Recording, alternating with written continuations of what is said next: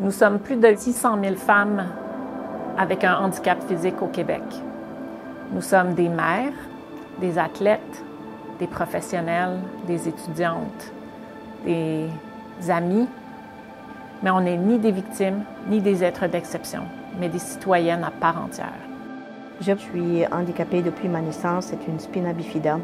J'ai 60 ans, je suis ingénieure de profession. J'ai 36 ans et je suis intervenante sociale en milieu hospitalier à Montréal. Les personnes à mobilité réduite sont discriminées dans la plupart des sphères de la société. En tant que femme handicapée, on l'est doublement, surtout quand on entre dans le système de santé. Stigmatisés par nos différences, à un point tel que la société oublie souvent de nous intégrer. Un défi pour moi dans l'accès des services de santé, c'est tout ce qui est les cliniques gynécologiques. Vous savez, quand on rencontre un médecin une première fois, il passe une espèce de questionnaire formel avec des questions standards.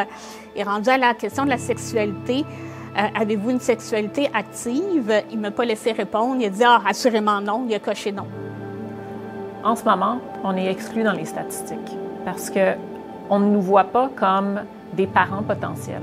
Et on ne peut pas donc justifier le besoin de services ou le besoin d'adaptation à l'intérieur de nos lois et de nos politiques. La plupart des gynécologues, moi, j'en connais pas, qui ont des tables qui sont adaptées. Elles sont trop hautes, les tables, généralement, ce qui fait que je me retrouve avec des personnes qui doivent me prendre les jambes, les bras, essayer de me garrocher sur la table. L'atteinte à la dignité, l'atteinte au respect de soi-même, surtout pour des gens comme nous autres et qui veulent se prouver dans la société comme des personnes normales, c'était des situations très difficiles à vivre.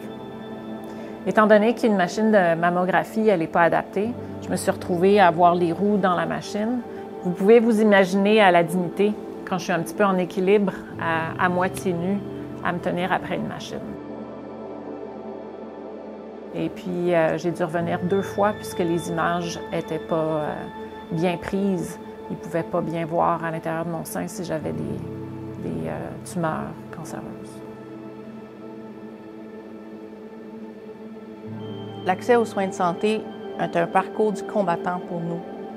Dans mon cas, ça a failli me coûter la vie suite à un diagnostic de cancer de l'ovaire qui était rendu de la grosseur d'un pamplemousse. Tout ça à cause du manque de connaissances du personnel soignant à propos des blessures médulaires. Est-ce que c'est vraiment ça qu'on va offrir comme service de santé à la prochaine génération de femmes qui sont en situation de handicap?